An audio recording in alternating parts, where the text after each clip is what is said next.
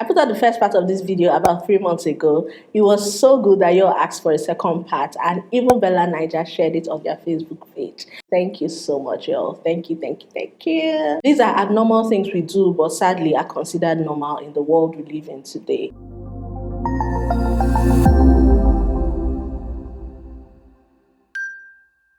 Hey y'all, Chantel here. Thank you so much for joining today. If this is your first time and you love what you see, please do also subscribe by clicking on the bell icon and also the subscribe button next to it so that whenever I post, you'll be one of the first to get my notification. Okay? All right? Thank you. Thanks.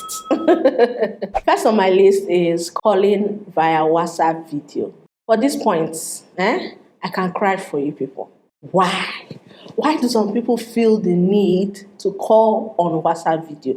That's the first thing that comes to mind. Immediately you want to talk to somebody. You're not calling voice call. You just put on video. What if the person is in the bathroom? What if the person is driving? What if the person doesn't just want to see your face? You just feel the need to call on WhatsApp video. Not like me and you are family members or we are the closest of friends.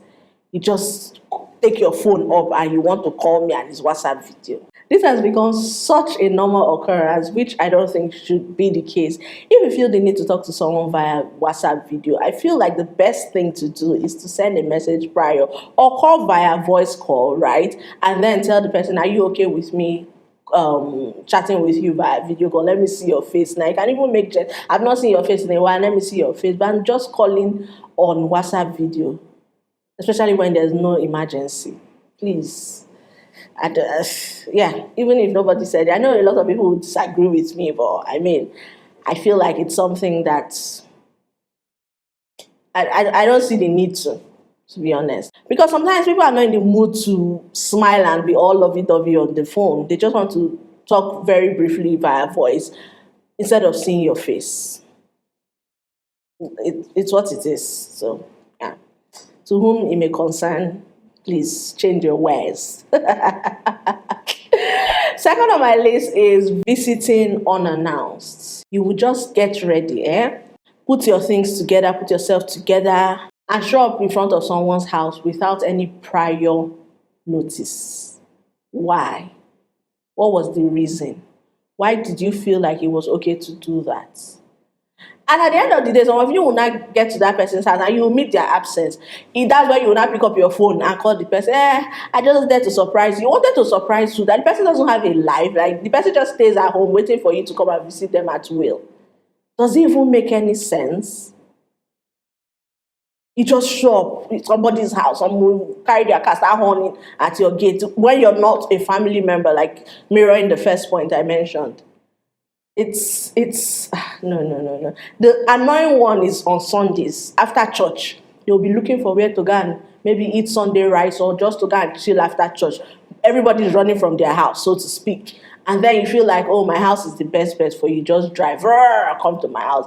When maybe I finish cooking or I'm tired, I just want to rest and I see people in front of my door. I'm just using myself for example. Doesn't necessarily mean that happened to me. For those who don't get the drift. I genuinely feel like it's abnormal. If you do it, please, let's denormalize it this year. It's unacceptable in my books. I don't buy into that.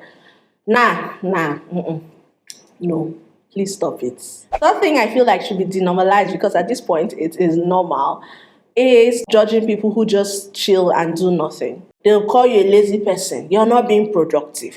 Why are you just at home, just watching TV, pressing your phone? You're not doing anything. Your mates are out there doing everything and you're just in the house.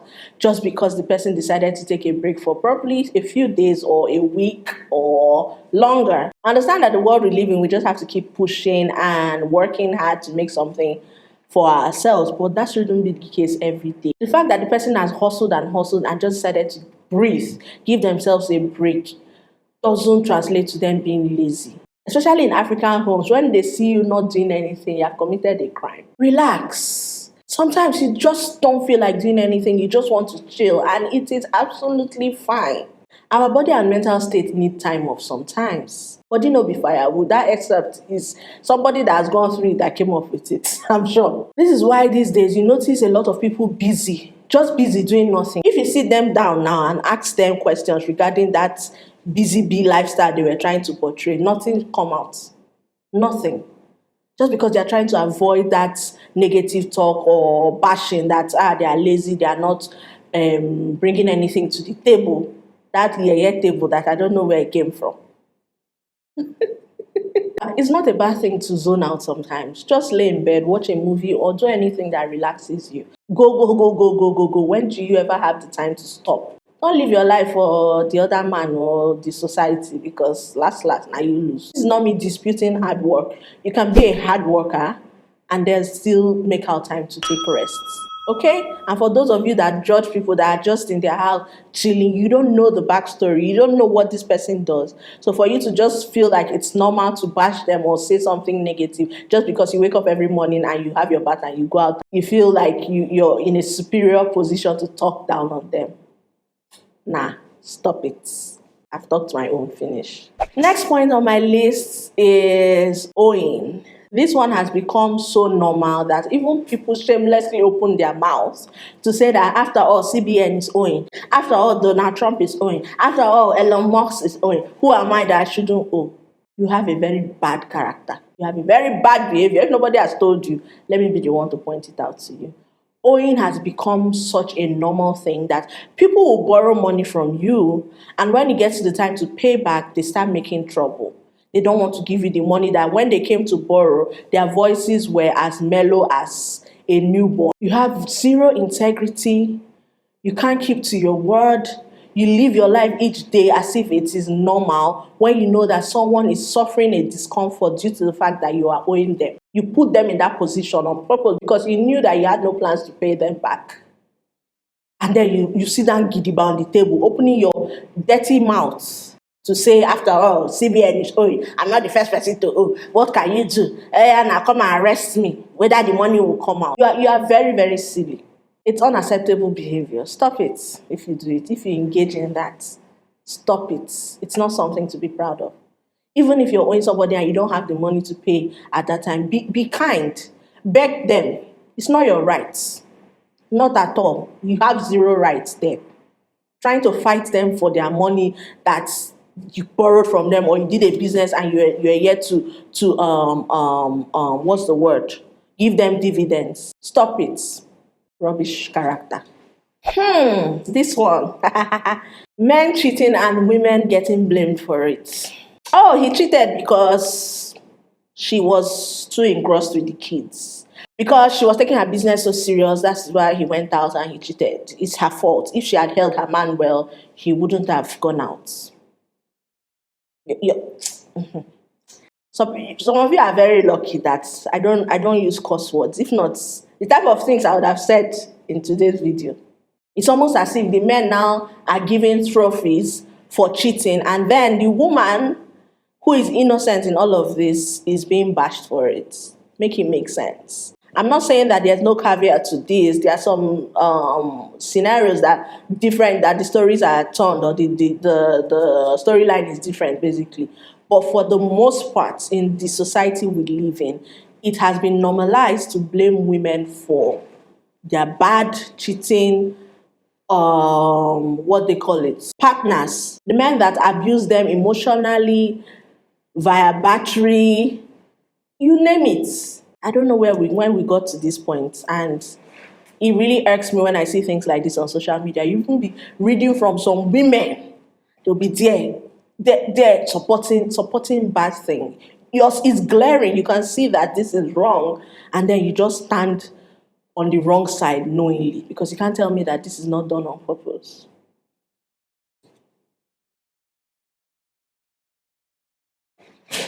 I've cleaned my hand from this one. If you like continuing there, the day to come to your doorstep too, that's how people will treat you. I hope you don't feel bad when that happens.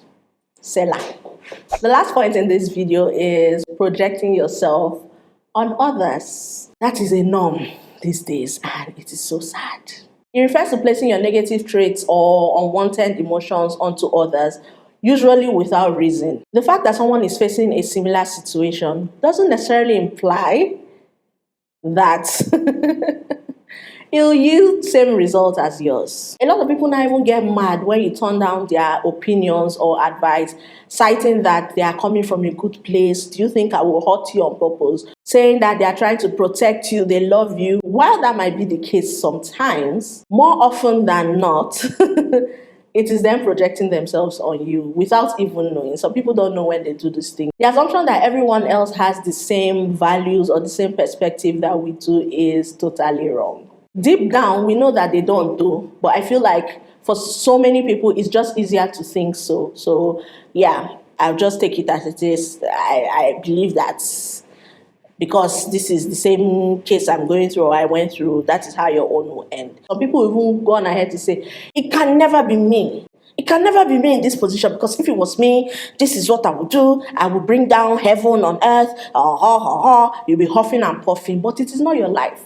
Why are you not crying on someone else's situation? Are you not tired? Social media is just a very interesting place. When I read some things, I'm like, you people have strength, oh. You really, really have strength.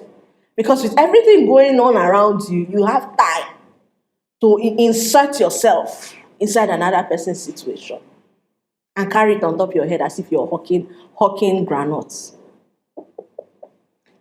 Learn to live and let live. Face your shit and let other people face theirs.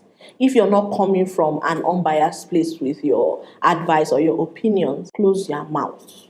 Yeah? God bless you as you do so. Yo, that's it with today's video. I hope you learned something or two, you got value from it. If you did that, let me know by giving the video a thumbs up, sharing, and if you're here to subscribe, please do so now. It will make me really happy and you have a good time here. Just join the Chantel Nation family and you won't go back. You won't regret. Ask around. We have all the fun here. Thank you all so much for watching. I will definitely see you in my next video, which is on Sunday. Bye. You walked in and I thought, here we go.